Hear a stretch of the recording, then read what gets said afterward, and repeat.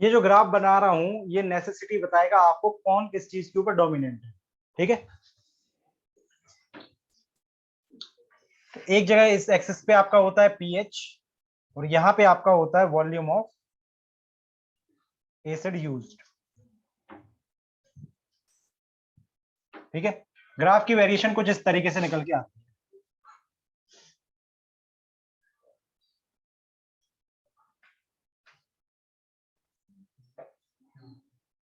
ठीक है,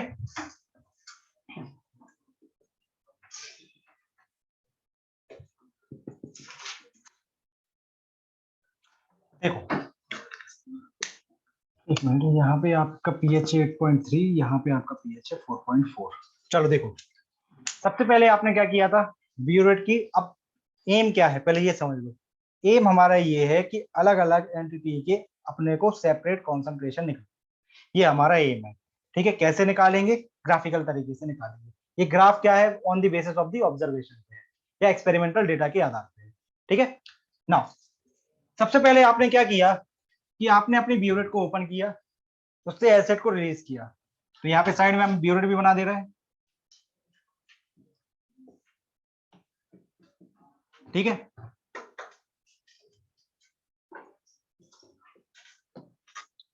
सबसे पहले आपने ब्यूरेट को ओपन किया। ठीक है, ब्यूरेट को आपने ओपन करने से पहले आपने अपने पानी के अंदर सबसे पहला इंडिकेटर डाला, दैट इज द फिनोक्सिलिन। अब और अच्छे से समझ लेना, अब और क्लियरिटी होगी। टेस्ट में पूरा टेस्ट सेटअप था अपने पास, लेट अस सपोज ये इस तरीके से था। ब्यूरेट रेडी थी, आपका पानी का जो रॉ वाटर सैंपल था वो भी रेडी था। ठीक है, सबसे पहले आपने क्या किया, इसके अंदर फिनोक्सिलिन को ऐड किया। तो आपने फिनोक्सिलिन को इसके अंदर ऐड किया।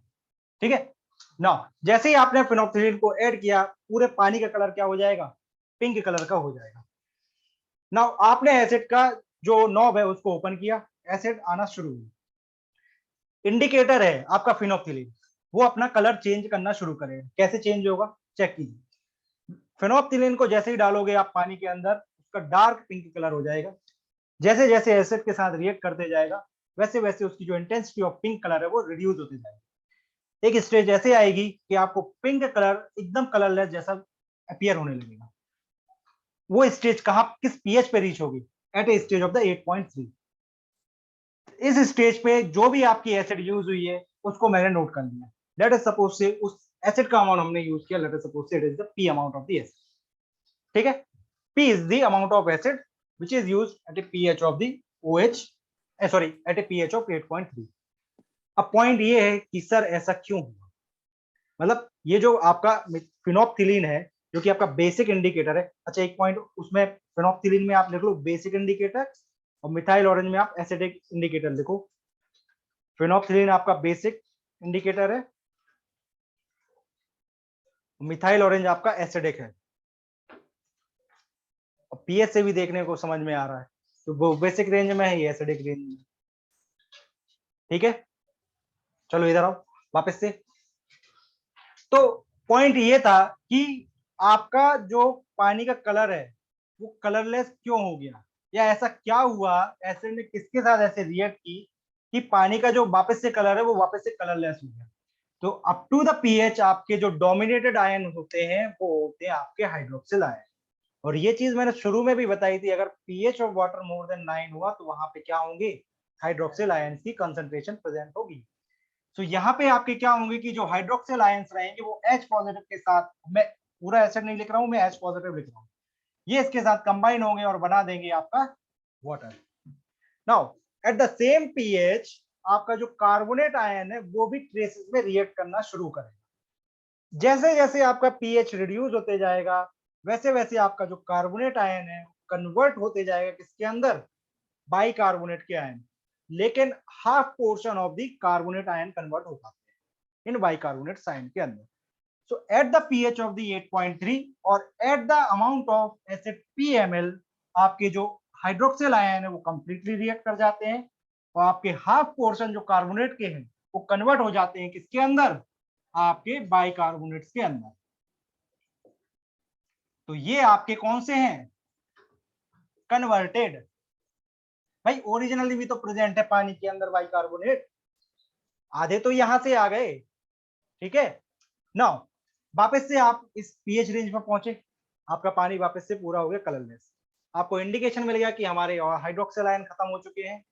आपको इंडिकेशन ये मिल गया कि हमारे आधे पोर्शन जो है कार्बोनेट के वो कन्वर्ट हो गए हैं बाइकार्बोनेट के अंदर। अब आप क्या करोगे, आप उठाओगे किसको, मिथाइल ऑरेंज को, उठा के पानी के अंदर डाल दोगे।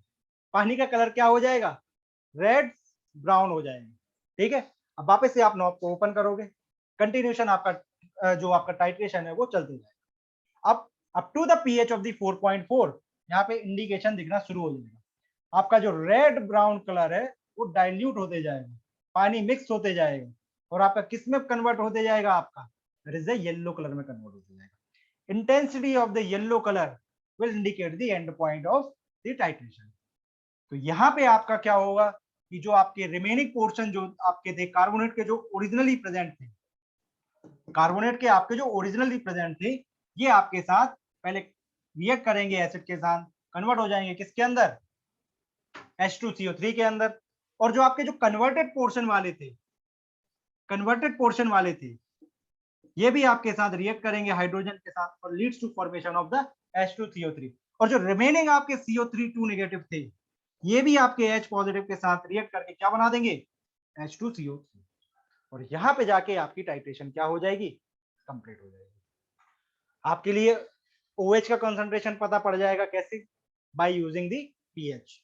आपके पास total amount of acid, m amount of acid जो कि अपन ने पीछे देखा था, वो आपको पता है, that is the summation of all the OH carbonate as well as the bicarbonate. ये यहां तक आने के लिए आपने कितना एसिड यूज किया, P, और यहीं से यहां तक आने के लिए आपने कितना एसिड यूज किया, M। ठीक है भाई, ऐसा थोड़ी ना है कि यहां से मैंने देखो यहाँ पे आप आ गए तो आपने इसको इंडिकेट कर दिया P, फिर यहाँ से थोड़ी ना M लिखा है, इनिशियल से M लिखा है ना, जो यहाँ तक वॉल्यूम खत्म हुआ इसके बाद रिड्यूस तो होगा ना। ठीक है।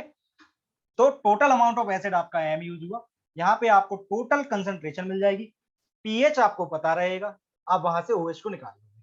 दोनों के डिफरेंस से आपको क्या मिल जाएगी, carbonate as well as bicarbonate. अब कार्बोनेट एंड बाइकार्बोनेट को कैसे निकालोगे, वो आप क्वेश्चन के फॉर्म में देखोगे कि कैसे कैलकुलेशन की जाती है। ठीक है। तो ये कहानी होती है आपके pH versus volume of acid use to find the quantity of the various ion individual. ठीक है। अब इसके अंदर बनते हैं 3 से 4 केसेस, 5 केसेस बनते हैं एक्चुअली, और उसमें ये इंडिकेट करता है कि डोमिनेंसी किसकी है। अब पॉइंट ये है कि ये चीज कैसे समझें, तो इस चीज को मैंने ब्रेक किया है, मैथमेटिकली वो करेक्ट नहीं है, समझने के पॉइंट ऑफ व्यू से वो बहुत करेक्ट है। ठीक है। नाउ मैं ये कह रहा हूं कि अगर मान लो पहले आप इस ग्राफ को बनाओ, पहले ये पूरा बनाओ, या रुक जाओ इसको मत, अभी रुक जाओ, मैं एक रफ ग्राफ बना रहा हूं, उससे मैं समझा दूंगा, क्योंकि मुझे केस बताने हैं 5 और। ठीक है।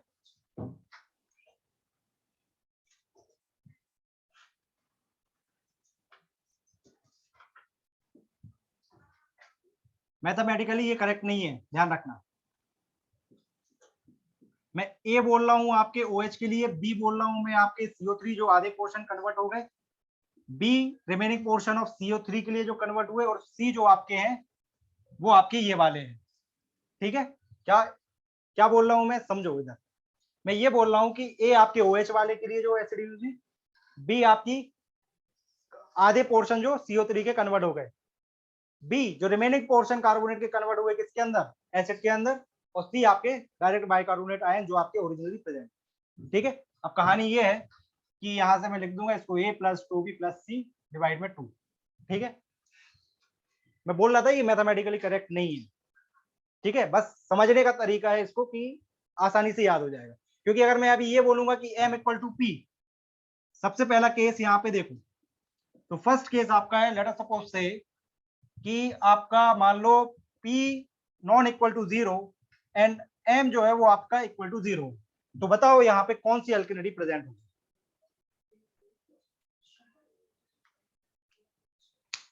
P ≠ 0, M आपका हो गया है 0।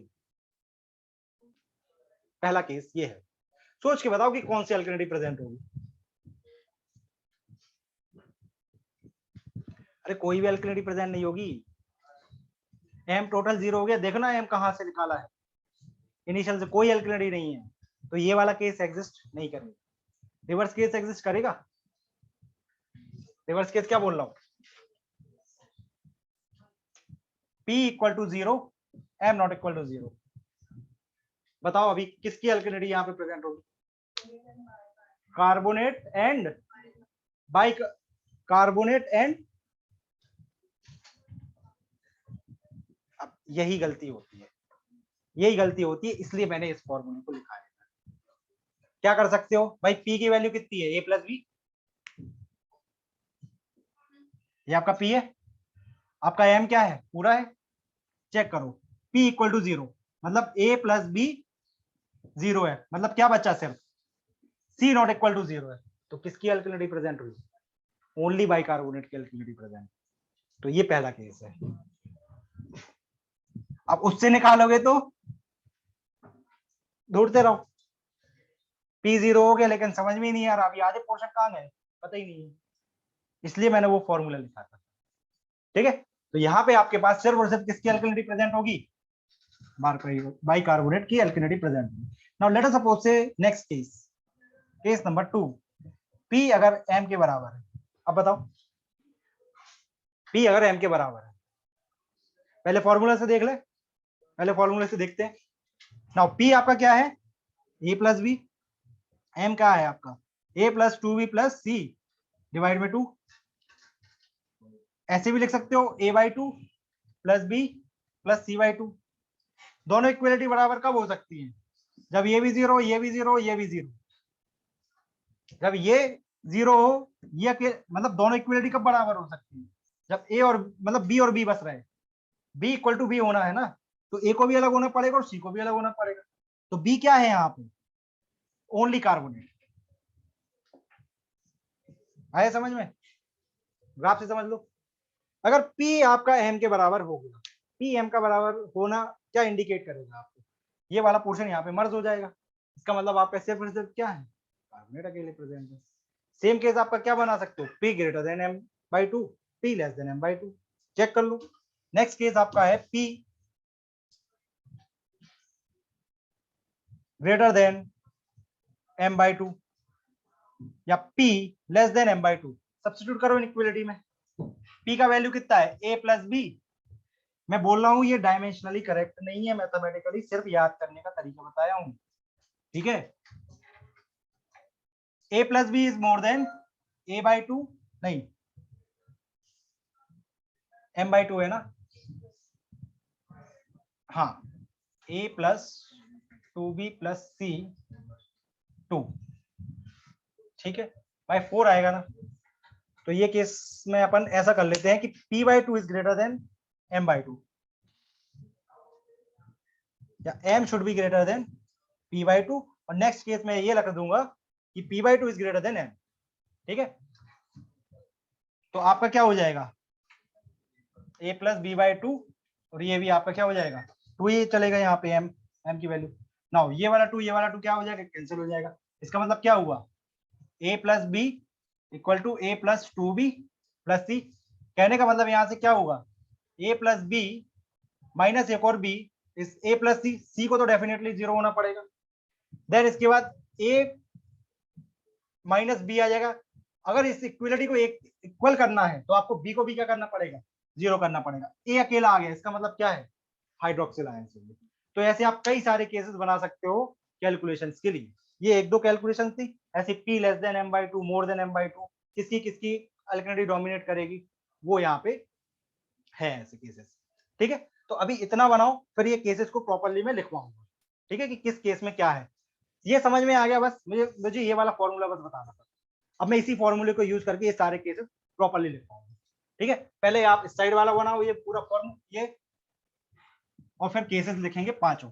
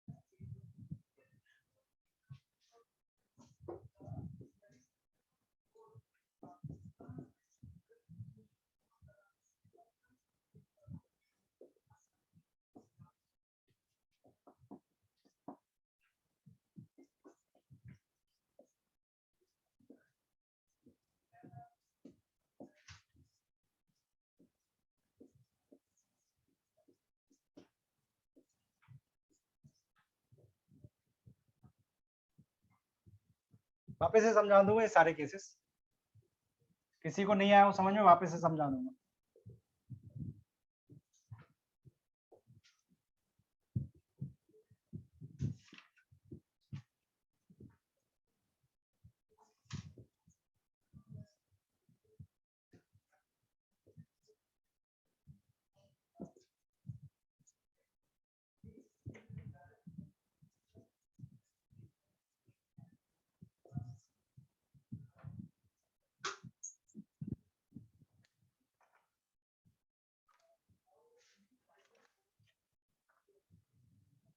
एक रफ पेज दो, कोई भी एक जन रफ पेज है।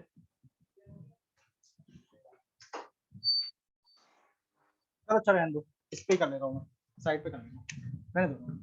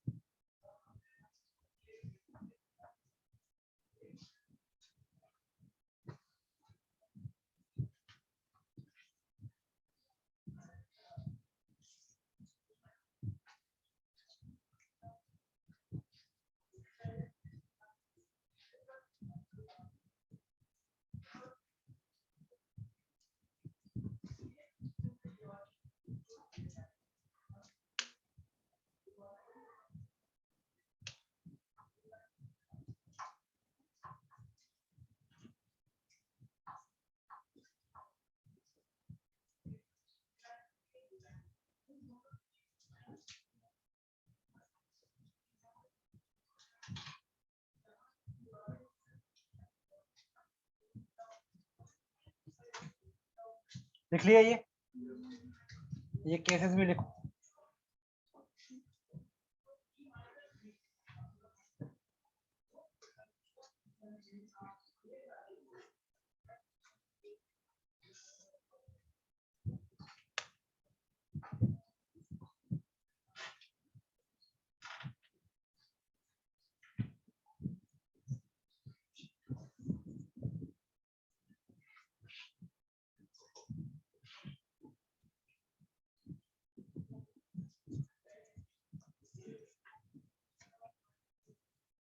देखो देखो ये केसेस फिर मैं बता रहा हूँ, सारे केसेस में वापस से समझा।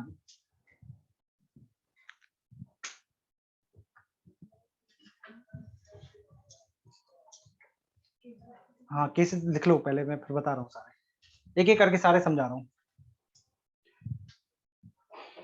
अब दोनों से समझाऊंगा, ट्रिक से भी समझाऊंगा और आपके इससे भी समझाऊंगा। ट्रिक में एक छोटा सा फ्लॉ आ गया था अपने पिछले वाले में, बाय 2 नहीं आएगा बस।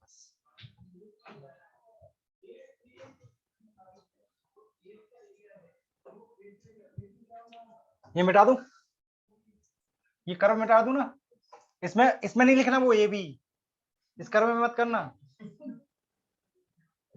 मतलब वो ट्रिक तुम खुद से भी बना सकते हो, मतलब कि जैसे तुमको याद रख सको।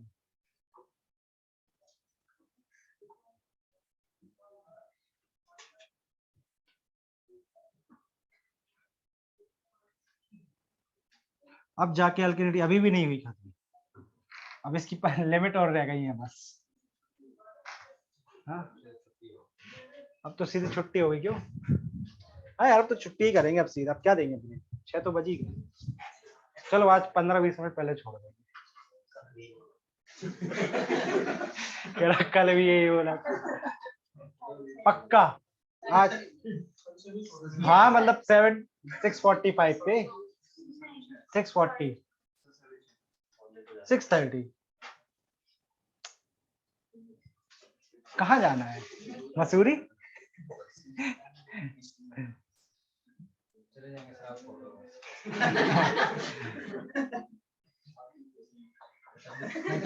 छोड़ देंगे आज पक्का छोड़ देंगे। ठीक है, अगर मैंने हार्डनेस टॉपिक नहीं पढ़ाया तो पक्का छोड़ दूंगा, तो अगर मैंने हार्डनेस स्टार्ट कर दिया तो मैं 10 मिनट एक्स्ट्रा ले जाऊंगा। क्या? सीधे सीधे मना कर दो यार, ये बढ़िया लगा।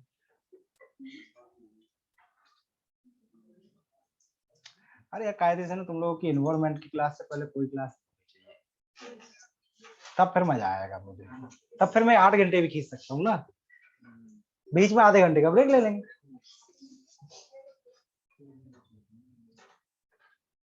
चलो देखो, ट्रिक में एक छोटी सी गलती कर ली थी, वो जो बाय 2 आएगा ना, बाय 2 नहीं आएगा, अदरवाइज फिर ग्राफ से मैच नहीं कर रहे थे। a plus 2b plus c है, ठीक है, ये आपका है m और p आपका a प्लस b है।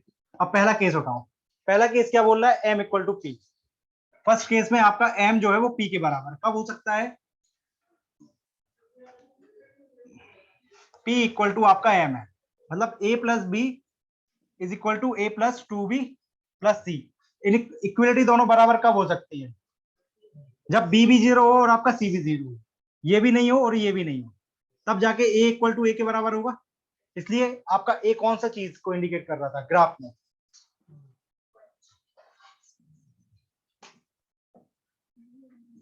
ठीक है, ये आपका a था, ये आपकी b थी, ये आपका c था, ये अप टू द पॉइंट 8.3 तक था, और ये आपका c था, ठीक है, ये आपका OH था, ये आपका CO3 2 नेगेटिव आधे थे, ये भी आपके CO3 2 नेगेटिव बाकी के, और ये आपके SCO3 1 नेगेटिव, ठीक है। तो पहला केस समझ में आया, अगर M P के बराबर है तो आपके OH नेगेटिव आयन प्रेजेंट होंगे। ग्राफ पे देखो, अगर आपका M जो है वो P के साथ कोइंसाइड कर जाए तो चेक करो कि जो कन्वर्टेड पोर्शन है बाइकार्बोनेट का वो भी नहीं आएगा।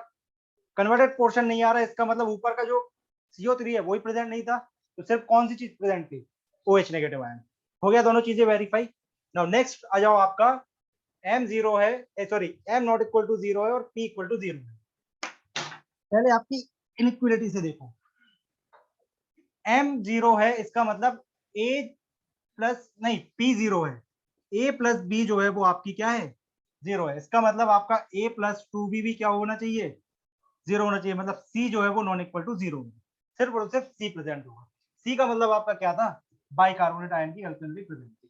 चेक करो, अगर आपका P अमाउंट एसिड का है ही नहीं तो ना तो OH नेगेटिव आयन थे पानी के अंदर, और जब OH नेगेटिव नहीं थे तो कन्वर्टेड पोर्शन भी नहीं हो पाएगा बाइकार्बोनेट का, क्यों, क्योंकि कार्बोनेट भी नहीं थे, तो बचा क्या, ओरिजिनली पानी के अंदर जो बाइकार्बोनेट आयंस थे वो अकेले आपके प्रेजेंट थे, ठीक है। तो ये आपका बाइकार्बोनेट आयंस का प्रेजेंस को इंडिकेट कर रहा है। अगला जो आपका केस है, चेक करो, अगर आपका P half of the M है तो P जो है आपका A प्लस B, अब इसमें 2-3 केसेस और निकल के आएंगे, उसमें सिर्फ एक ही लिखा है। अगर आपका P जो है that means A plus B is equal to A plus 2B plus C divide में 2।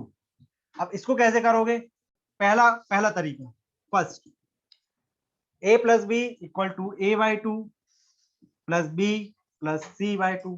दोनों इक्वलिटी को सेम करने के लिए A को भी 0 होना पड़ेगा, C को भी 0 होना पड़ेगा। इसका मतलब क्या हुआ, सिर्फ और सिर्फ कार्बोनेट की आयन, मतलब कार्बोनेट आयन प्रेजेंट है, तो यहाँ पे ऐड कर लो, CO3 2 नेगेटिव आयन अकेले प्रेजेंट होंगे, पहला केस। ऊपर वाला केस कैसे आएगा ये भी बता रहा हूँ, एक ये बोलेगा सर 2 को यहाँ पे मल्टीप्लाई कर दो ना, तो लो 2A plus 2B equal to क्या, A plus 2B plus C, 2B cancel हो गया, A इधर ले आओ तो A किसके बराबर आ गया, C के बराबर आ गया, A किसके बराबर आ गया, C के बराबर आ गया, ये भी उसके अंदर एक केस बन सकती है। नेक्स्ट केस आ रहा है ना, ये सारी चीजें समझ में, इसलिए मैंने ये ट्रिक को डेवलप किया था। जब मैं पढ़ रहा था मेरे को भी नहीं आती थी समझ में, ग्राफ से समझ में नहीं आता कैसे कंसंट्रेशन इक्वल हो गए, फिर मैंने उसको ब्रेक किया A B B और C के अंदर, और फिर लगाते जाओ, फिर अपने पास आते जाएंगे आंसर। ठीक है, अगर ऑब्जेक्टिव क्वेश्चन में आ जाए तो ये ग्राफ याद रखना, ए बी बी एंड सी, जो केस है उस केस को लगाना और फॉर्म कर देना। ठीक है, नेक्स्ट कौन सा केस है? फोर्थ केस क्या बोल रहा है? P अगर ग्रेटर देन है आपका m/2 से, तो P का मतलब क्या हुआ? A प्लस बी आपका ग्रेटर है किससे?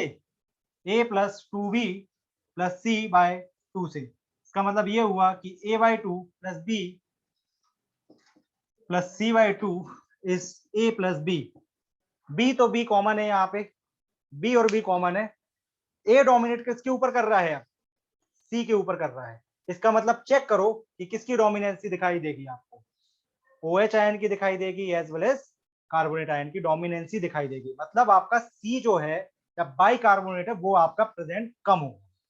डोमिनेटिंग नेचर के बारे में बात कर रहा हूं। ठीक है, नेक्स्ट इसका रिवर्स केस हो जाए, इसी का अगर रिवर्स केस होगा तो आपका क्या हो जाएगा? जो C/2 है वो आपका ग्रेटर देन हो रहा है किससे? इवन A से। तो अब डोमिनेट कौन कर रहा? B तो स्टिल है यहाँ पे कार्बोनेट, और आपकी डोमिनेंसी कौन कर रही है? By carbonate. तो जो लास्ट केस रहता है ना, जो लास्ट केस, कि मोस्टली आपके पानी में carbonate and by carbonate ions present होते हैं मोस्टली। और ऑब्वियस सी रीजन है, आप जो पानी पीते हो उसकी पीएच, कभी ये जो बोतल वाला पानी आता है ना उसमें देखना पीएच डली रहती है, उसके अंदर 9 से कम डली रहती है, इसलिए 9 से कम है तो OH आयन कभी होता नहीं है। और यही रीजन है कि मोस्टली आपको पानी यही करना पड़ता है, मतलब पानी के अंदर मोस्टली ये वाला केस वेल होता है।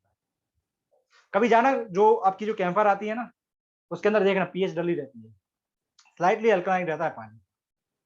जो पानी आप यहाँ का पीते हो वो हल्का सा 8.3 या 8.6 होना चाहिए मेरे अकॉर्डिंग। मतलब जो कैंपर पे डालते हैं ना पीएच, उस पे 8.6 या 8.3 होना चाहिए।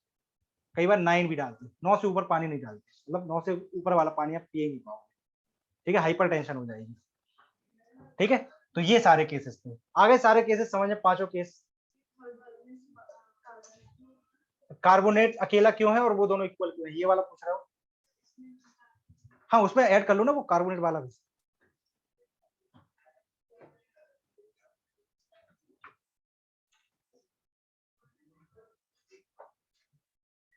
कोई किताब को फॉलो कर रहा हो इंस्टीट्यूट की, सब मिल जाएगा ये, जिस भी इंस्टीट्यूट की फॉलो कर रहे हो सारा चीजें मिल जाएगा उसमें।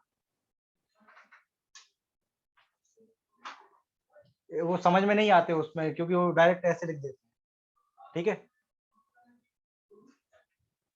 लिख लिए हो गए ये सारे। ठीक है, अब इसकी एक्सेप्टेबल लिमिट और कॉज ऑफ रिजेक्शन लिख लो। अब जाके अल्किनिटी खत्म हुई है पूरी।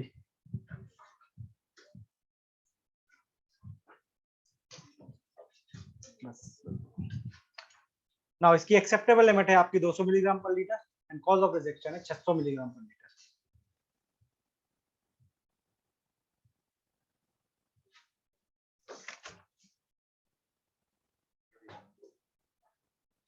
एक्सेप्टेबल लिमिट इज 200 मिलीग्राम पर लीटर एज CaCO3।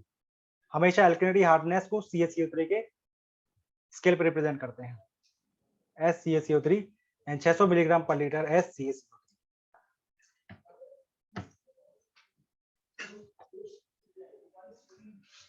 क्या हो गया? अब जाके अल्किनिटी हुई है कंप्लीट। अब हम करेंगे एक क्वेश्चन। ठीक है, एक वर्बल क्वेश्चन कर लेते हैं, बाकी अंकल वाला क्वेश्चन तो फिर आखिरी में चैप्टर के में कराऊंगा, जो कि मुझे ही कराना पड़ेगा सॉल्व, वो बनेगा नहीं। ठीक है, मुझे पता है नहीं बना पाओगे क्योंकि वो बहुत अच्छा क्वेश्चन है, तो वो अभी नहीं कराऊंगा। जब कंप्लीट चैप्टर हो जाएगा उसके बाद 2-3 क्वेश्चन है कन्वेंशनल के, वो मैं डलवा दूंगा इसके अंदर आपके नोट्स में।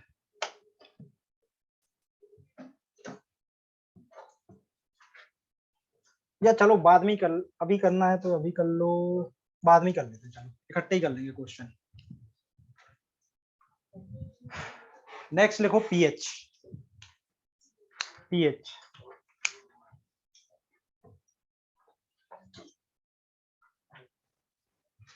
अल्किनिटी समझ में आई? थोड़ी बहुत, थोड़ी थोड़ी। क्वेश्चन में कराऊंगा न्यूमेरिकल, एक बार पूरा खत्म हो जाने तो टॉपिक, उसके बाद न्यूमेरिकल ही कराऊंगा। मतलब एक बार पूरा केमिकल प्रॉपर्टीज खत्म हो जाने दो, उसके बाद न्यूमेरिकल रहेंगे इसके। नाउ पीएच क्या होती है, बहुत बार पढ़े हो, शुरू से पढ़े आ रहे हो, 7वीं क्लास से शुरू हो जाता पीएच। बताओ जरा पीएच क्या होती है,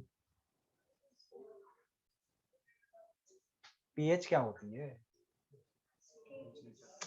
एसिडिटी बेसिसिटी नहीं, मैं पूछ रहा हूँ, फिर तो ईओएच भी तो बोल सकते हैं ना, बेसिसिटी हो जाएगी। पीएच क्या होती है? It is the negative log of concentration of H positive ion. Then what is the pOH? It is the negative log of the concentration of the hydronium ion. ये मत बोल देना, तो उठा के भगा देगा बाहर। यही बोल रहा हूँ, ये मत बोल देना, बाहर बोलेगा जाओ, हो गया इंटरव्यू, भाग जाओ।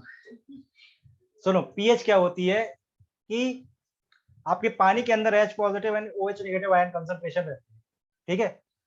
सो pH is defined as the potential developed by the concentration of the H positive ion and OH negative ion over the Coulomb electrode। जैसे अपन ने डायनेमिक टेस्टर देखा था, सेम कहानी होती है पीएच के अंदर।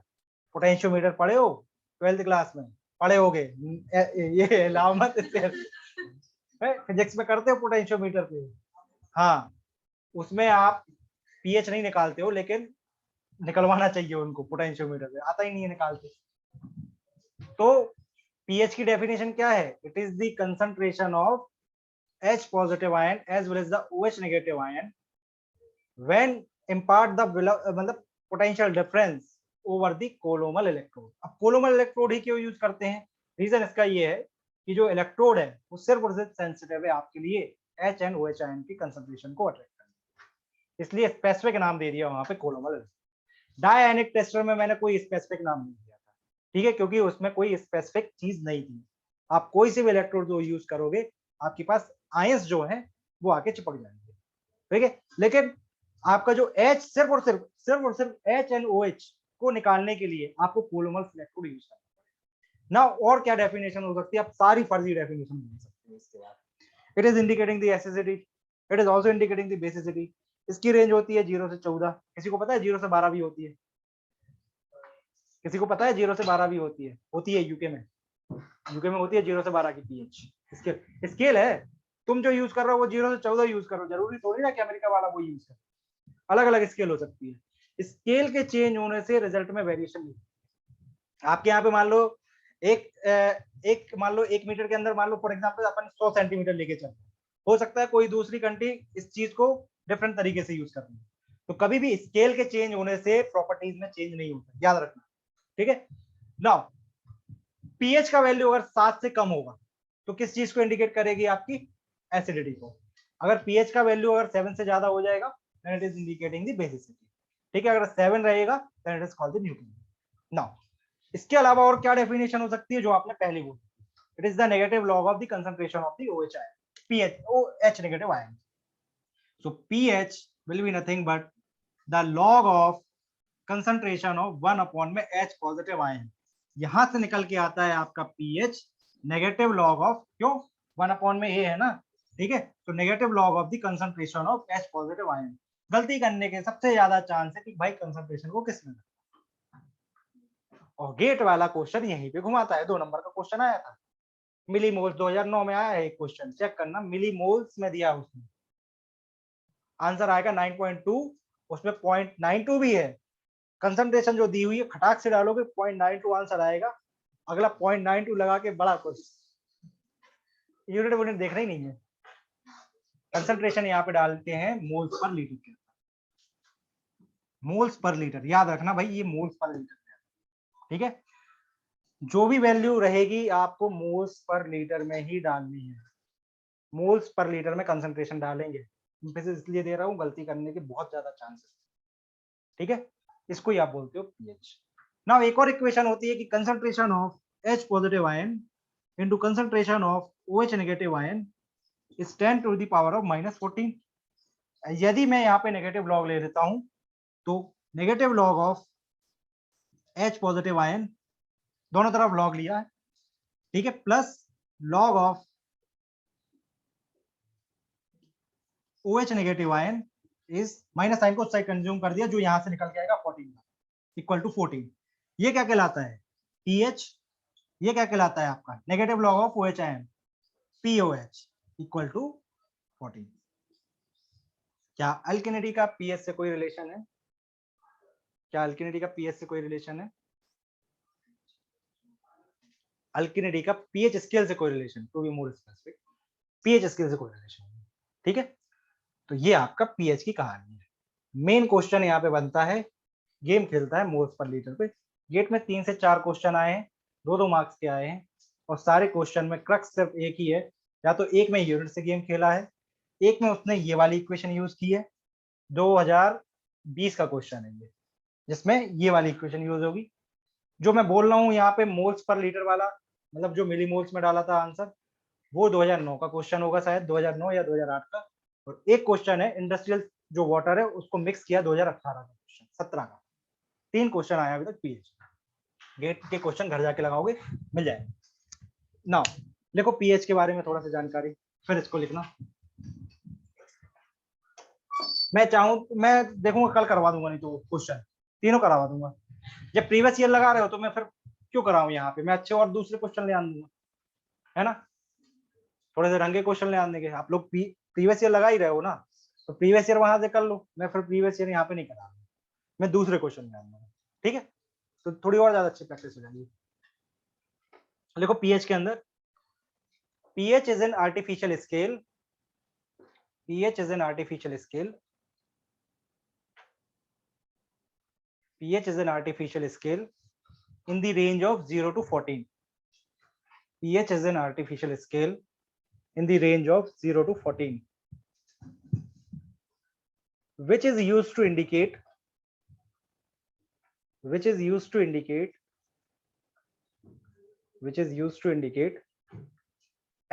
acidity or basicity of the water, acidity or basicity of the water, acidity or basicity of the water. Next point, अच्छा पीएच को कैसे डिटरमाइन करते हो? एक लिटमस पेपर टेस्ट लगाए होगे, है ना, और कई बार आप, जैसे मैंने अभी बताया था, फिनोप्थिलीन था, मिथाइल ऑरेंज था, कलर मैचिंग टेक्निक, कलर को देख के आप निकाल सकते हो। ठीक है, तो वही पॉइंट है यहाँ पे। और pH can be determined, pH can be determined,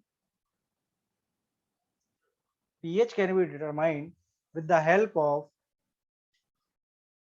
pH can be determined with the help of color indicator, with the help of color indicator,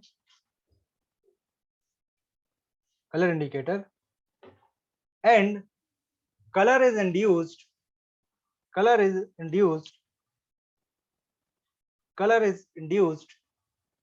by addition of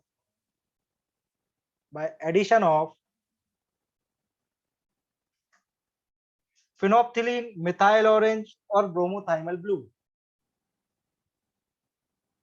Color is induced by phenolphthalein, methyl orange and bromothiamyl blue. अगर methyl orange है तो acidity को indicate करेगा, phenolphthalein रहेगा तो आपकी basicity को indicate कर देगा। क्या कौन सा फर्स्ट वाला पॉइंट बोल रहे हो? लास्ट में ब्रोमोथाइमल ब्लू। अच्छा, फिनोप्थिलीन की प्रॉपर्टीज बता दी, pH, colour change. Methyl orange की बता दी properties, pH as well as colour वाला। ब्रोमोथाइमल ब्लू का रह गया, लिखो उसके अंदर ब्रैकेट बनाओ, उसी के अंदर ब्रोमोथाइमल ब्लू के बाजू में ब्रैकेट बनाओ। पीएच इसकी होती है 6 से 7, सॉरी 6 to 7.6, 6 to 7.6, एंड इसकी जो कलर होती है वो मतलब इनिशियल टू फाइनल कैसे लिखते हो पता है ना, एरो बना के। ठीक है, लिखो colourless to blue, colourless to blue. Methyl orange की बोल दी थी, फिनोप्थिलीन की बता दी, ये ब्रोमोथाइमल ब्लू की होगी। इसी के आगे कंटिन्यूशन में लिखो, इसी के आगे कंटिन्यूशन में क्या है कि if bromothymol blue used as an indicator, if bromothiamyl blue is used as an indicator,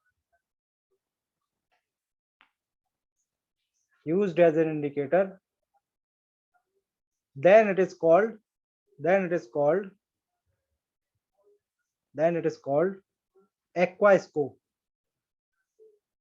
aquascope नाम दिया गया है कि अगर आपने ब्रोमोथाइमल ब्लू, यूके में यूज करते हैं इसको मोस्टली, ठीक है, और नेम भी वैसे ही कुछ समझ में आ रहा होगा, ब्रोमोथाइमल ब्लू ऐसा, ठीक है। नेक्स्ट जो मैंने कोलोमल इलेक्ट्रोड का बताया था, देखो वो वाला point, pH of the water can also be determined, pH of the water can also be determined, pH of the water can also be determined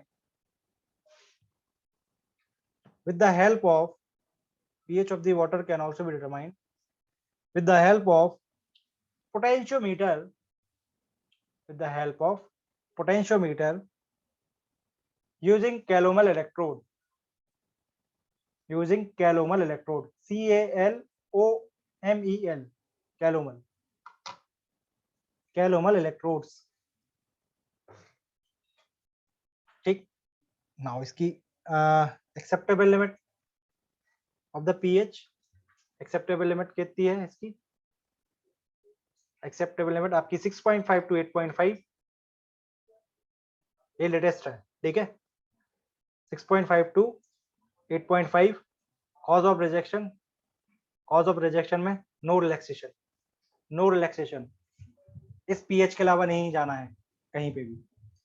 no relaxation का मतलब क्या होता है, रिस्ट्रिक्टिव, आप नहीं यूज करते। एग्रीएबल का मतलब आप जा सकते हैं, ठीक है। तो ये दोनों चीजें उस कोड में मिलेगी, जो पीडीएफ पहुंचाई है ना, उसमें लिखा रहेगा एग्रीएबल है, नो रिलैक्सेशन है। तो एग्रीएबल का मतलब क्या है कि हाँ हम जा सकते हैं, नो रिलैक्सेशन का मतलब क्या है कि नहीं जाना उसके ऊपर, ठीक है। एंड इसके बाद एक लिमिट हो गई। अब इसको बनाओ, फिर यहाँ पे इलेक्ट्रोड बना रहा हूँ, वही सेम डायनेमिक टेस्टर वाला।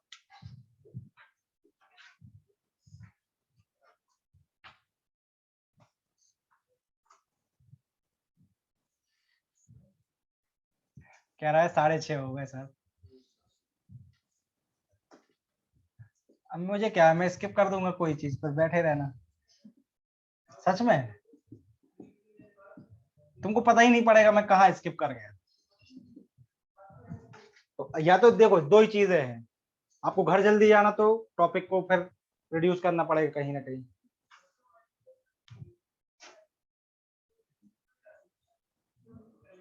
मैं ये चाहता हूँ कि एक बार पढ़ो, कम से कम पूरा पढ़ लो, फिर कभी दिक्कत नहीं जाए।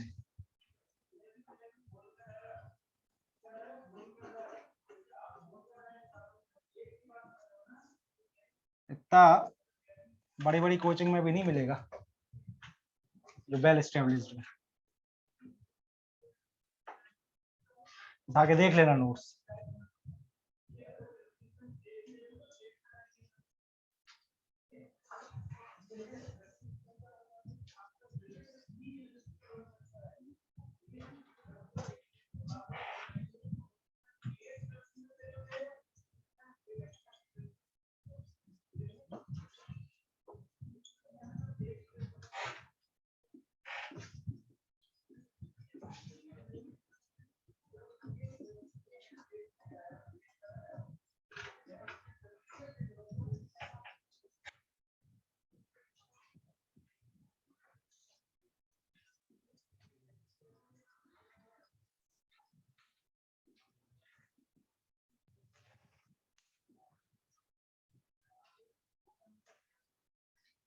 किसी को ऐसा लग रहा हो तो फिर एक ये भी बना लो, स्केल वर्बली ऐसा। 7 पे है न्यूट्रल, ये रेंज एसिडिक, ये आपकी बेसिक स्केल है पीएच की।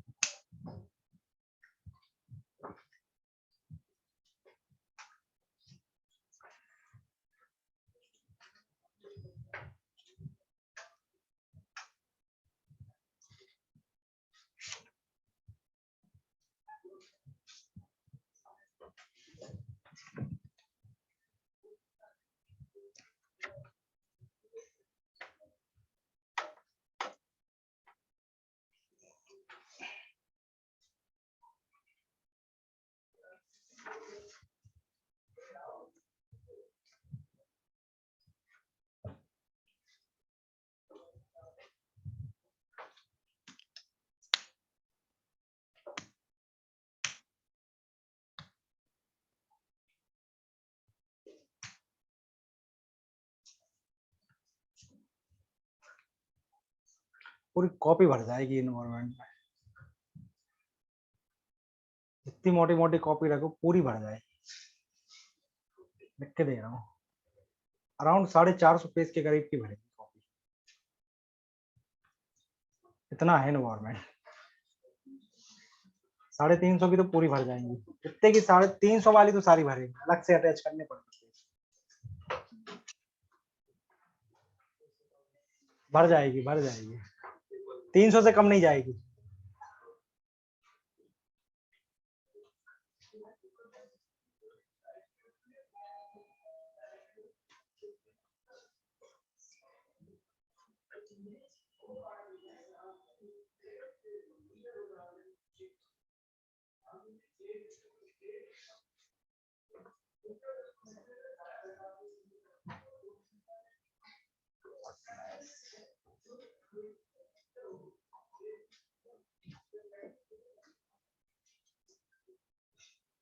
नाउ नेक्स्ट हेडिंग है आपकी हार्डनेस।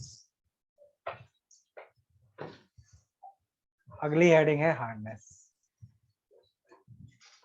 अरे कर दूंगा छुट्टी, भरोसा रखो, मेरी बात पे भरोसा रखो, कर दूंगा 15 मिनट बाद। मैं बोला ना 6:45 पे डेफिनेटली छोड़ दूंगा।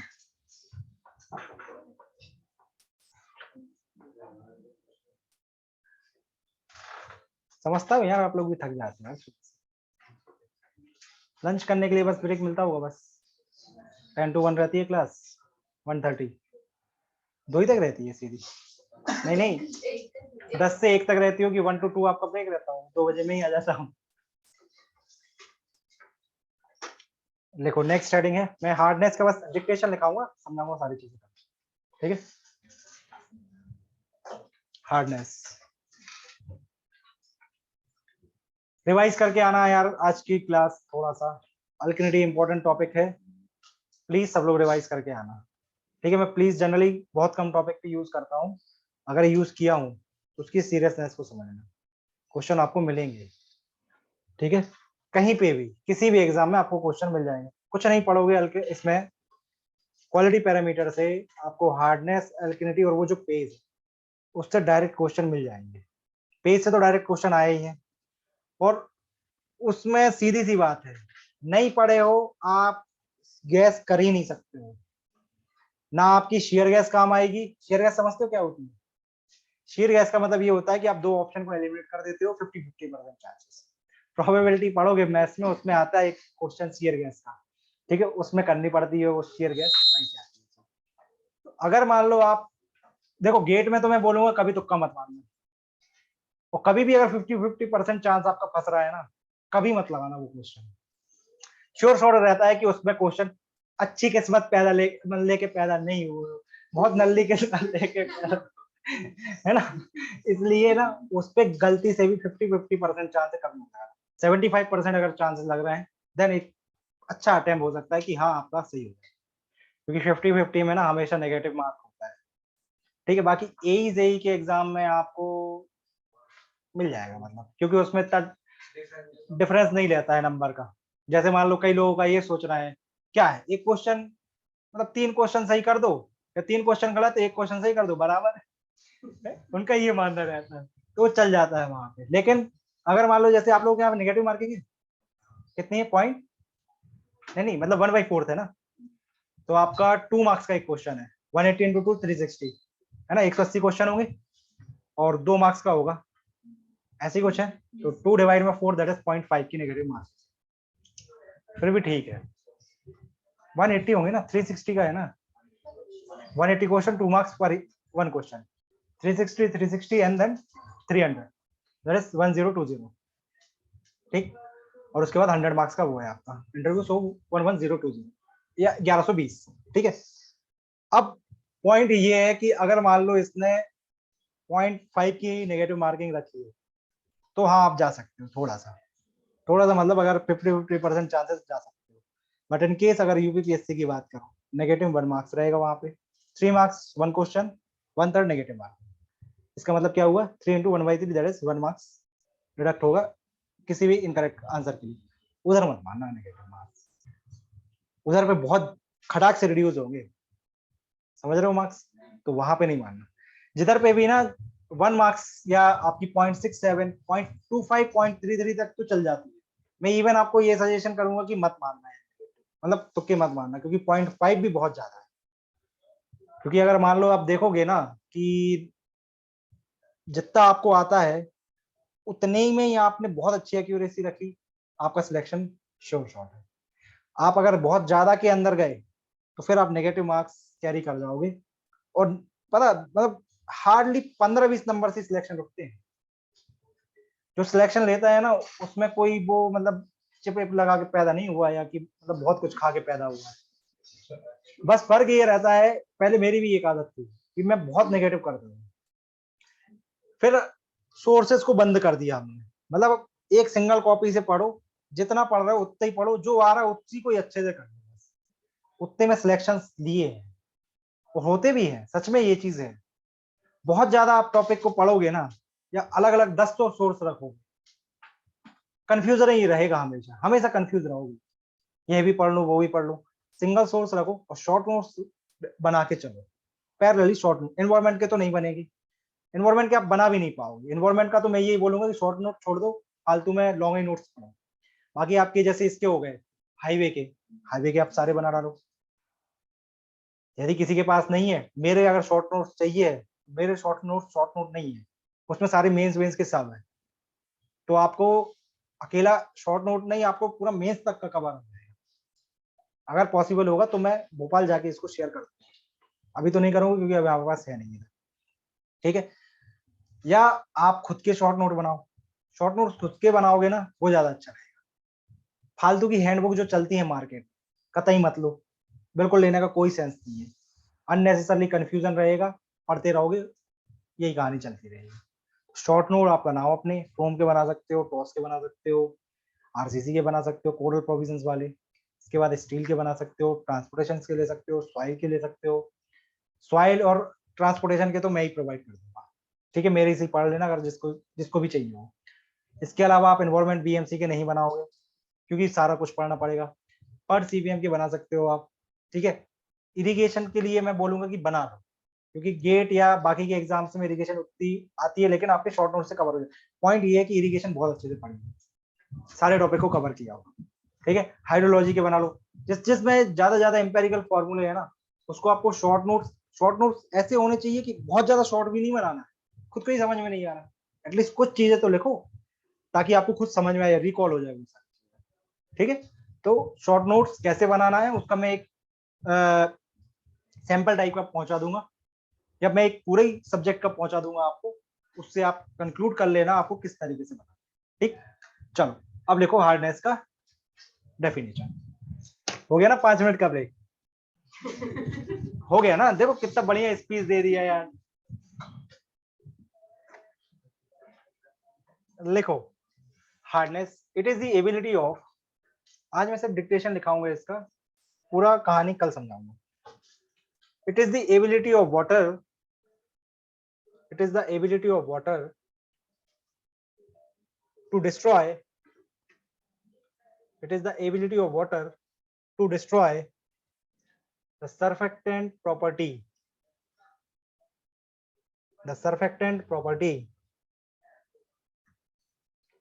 it is the ability of the water to destroy the surfactant property of the soap, surfactant property of the soap sabun, soap, or it may also be defined as, or it may also be defined as concentration of, or it may also be defined as concentration of multivalent cation in the water, concentration of multivalent cation in the water. Now multivalent cation in the water को underline करना है, multivalent cation in the water को underline करना है, ठीक है। तो अल्केनिटी और हार्डनेस डिफर करती है in terms of the cation की वैलेंसी के ऊपर। हार्डनेस सिर्फ और सिर्फ आपकी मल्टीवैलेंट, जिसकी वैलेंसी 1 से ज्यादा होगी, दैट मींस 2 होगी, वो इंपार्ट करेगा आपको हार्डनेस। यूनिवैलेंट जिसकी वैलेंसी आपकी 1 होगी वो आपकी अल्किनिटी को इंडिकेट करेगी। ठीक है, now hardness is further classified, next point, hardness is further classified, hardness is further classified into carbonate hardness and non-carbonate hardness.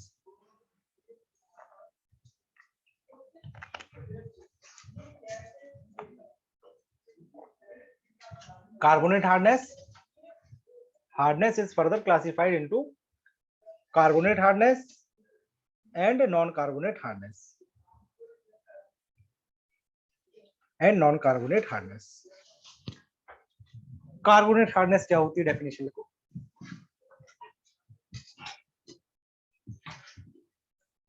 Carbonate hardness क्या होती है, देखो इसकी definition, hardness due to carbonate and bicarbonate, hardness due to carbonate and bicarbonate, hardness due to carbonate and bicarbonate of multivalent ions,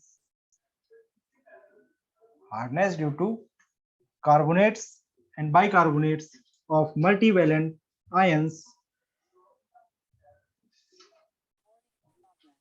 multivalent ions, अब multivalent ions के अंदर bracket में लिख लो calcium 2 positive and magnesium 2 positive, bracket close कर देना। is termed as carbonate hardness, is termed as carbonate hardness, full stop, उसी line के आगे continuation. it is also referred as, it is also referred as, it is also referred as temporary hardness, it is also referred as temporary hardness, temporary hardness, as it gets removed, as it gets removed, as it gets removed, either boiling, either boiling, either boiling, or by addition of the lime, or by addition of lime, or by addition of lime। गर्म पानी करते हो घर में, करते हो? गर्म पानी को कई बार ऐसा होता है गर्म पानी लगा दी और कहीं मतलब अलग ही दुनिया में चले गए, ठीक है, पता ही नहीं है कि गर्म पानी हो गया, फिर किसी ने बंद कर दिया, उसके बाद देखते घूमते घामते आए, देखा कि यार गर्म पानी जो था वापस से ठंडा हो गया, उसके ऊपर एक लेयर तैरती हुई दिखती है पाउडर की, वो कहलाती है आपकी कार्बोनेट हार्डनेस। ठीक है, तो बॉइलिंग के कारण आपकी कार्बोनेट हार्डनेस क्या रहती है, रिमूव हो जाती है। ठीक है, carbonates and bicarbonates of calcium and magnesium mostly. Next आपकी नॉन कार्बोनेट हार्डनेस, नेक्स्ट आपकी है non carbonate hardness.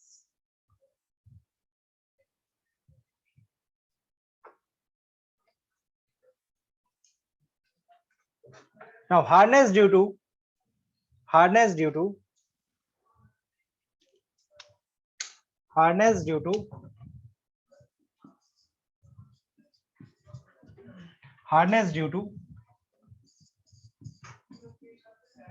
hardness due to chloride ion, ये लिखे हैं, hardness due to chloride, nitrate and sulphate, board पे लिखे हैं, hardness due to chloride, nitrate and phosphate, sorry sulphate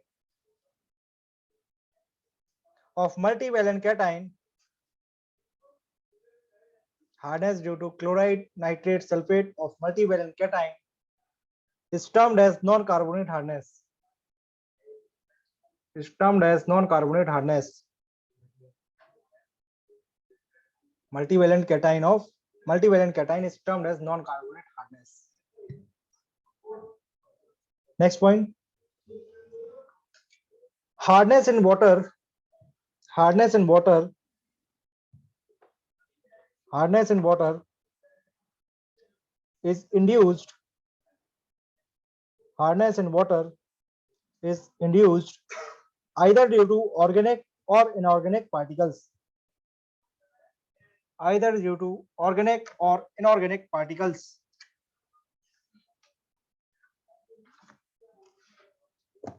Either due to organic or inorganic particles. Next point. Impact बता रहा हूँ सारे, है ना, ये सारे इम्पैक्ट ही चल रहे हैं सारे. Hardness in the water, hardness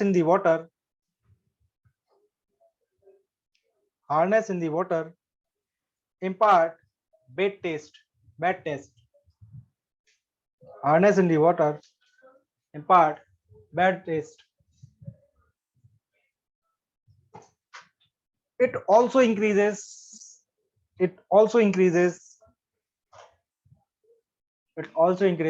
consumption of the soap in the water. It also increases consumption of soap in water.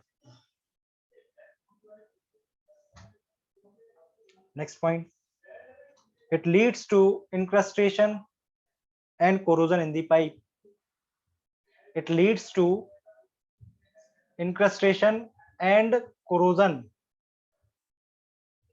अब कल मैं कोरोजन बताऊंगा कि भैया कोरोजन होती क्या है या रस्टिंग क्या होती है.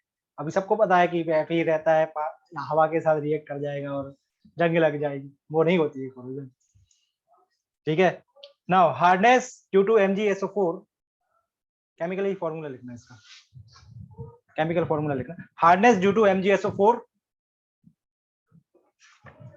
Hardness due to MgSO4 present in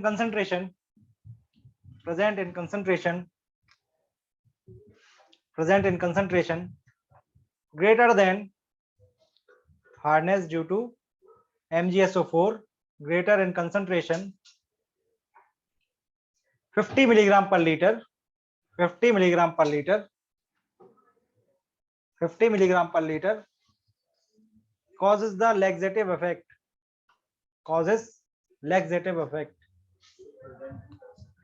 greater than 50 milligram per liter causes laxative effect. Spelling बोल रहा हूं. लैक्सेटिव का मतलब पता है क्या है? Loose motions.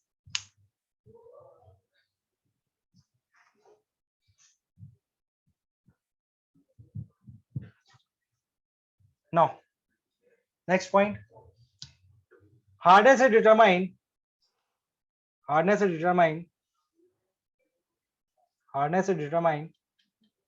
by titrating the water sample. Hardness is determined by titrating the water sample.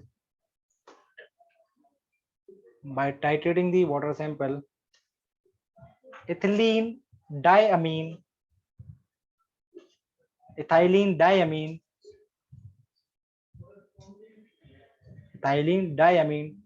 tetraacetic acid,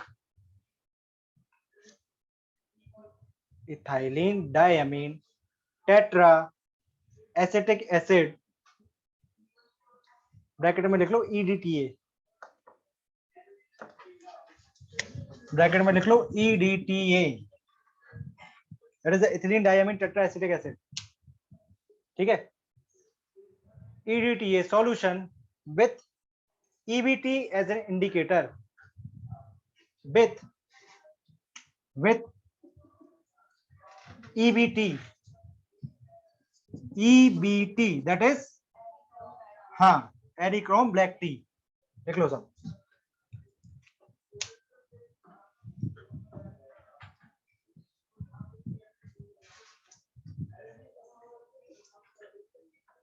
एरिक्रोम black T indicator है, एरिक्रोम black T.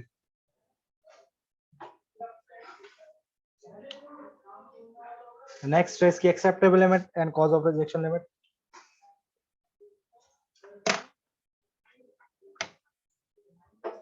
acceptable limit and cause of rejection limit. So AL value is की 200 milligram पर litre, FCSCO3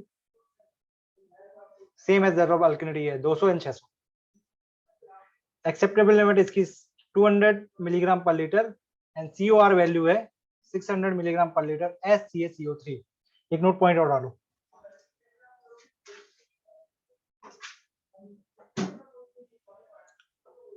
for domestic water supply, for domestic water supply, for domestic water supply, for domestic water supply, hardness must be in the range of, for